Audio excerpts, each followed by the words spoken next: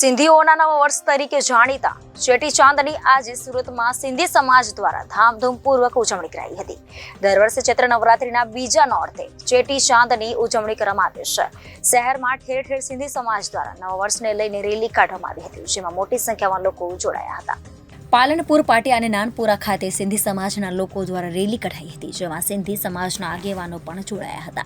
સિંધી લોકોના ઈષ્ટદેવ ભગવાન ઝૂલેલાલના મંદિરો ખાતે ભક્તોની ભીડ જામી હતી અને નવા વર્ષ મંગળમય બની રહે તેવી પ્રાર્થના કરી હતી। સાથે જ એકબીજાને નવા વર્ષની શુભકામનાઓ પાઠવી હતી।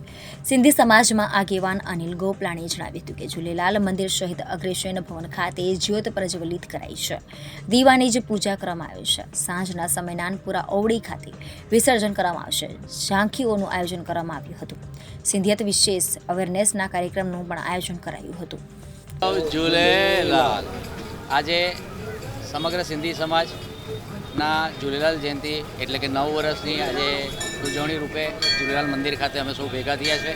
પહેલાં તો સમગ્ર સિંધી સમાજને ઝૂલેલાલ જયંતિની ખૂબ ખૂબ શુભકામનાઓ અને સમગ્ર હિન્દુ સમાજને આજે ચૈત્ર નવરાત્રનો બી બીજો દિવસ છે, ગુડી પડવો છે, એટલે આમ તો તમે જોવા જાઓ તો નવા વર્ષનો આજે પ્રારંભ થઈ રહ્યો છે। તો સમગ્ર દેશવાસીઓને, સમગ્ર ગુજરાતવાસીઓને, સમગ્ર સુરતવાસીઓને નવા વર્ષની શુભકામનાઓ। અમારો જે આ ઝૂલેલાલ જયંતિનો ઉત્સવ છે, અમે અહીંયા જ્યોત પ્રગટાવીને એટલે દીવો પ્રગટાવીએ અને એની પૂજા કરવામાં આવે છે। એ દીવાનું પછી સાંજે અહીંયાથી જુલુસ પ્રકારે અમારે જહાંગીરપુરા ખાતે જઈને તાપી નદીમાં વિસર્જિત કરતા હોઈએ છીએ। આમાં અલગ અલગ વિવિધ પ્રકારના કાર્યક્રમો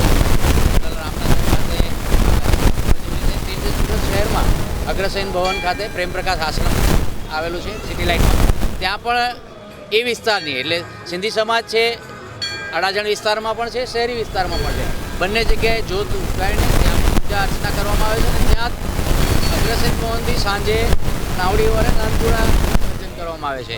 તો આ રીતે અલગ અલગ સિંધી સમાજના કાર્યક્રમો હોય છે।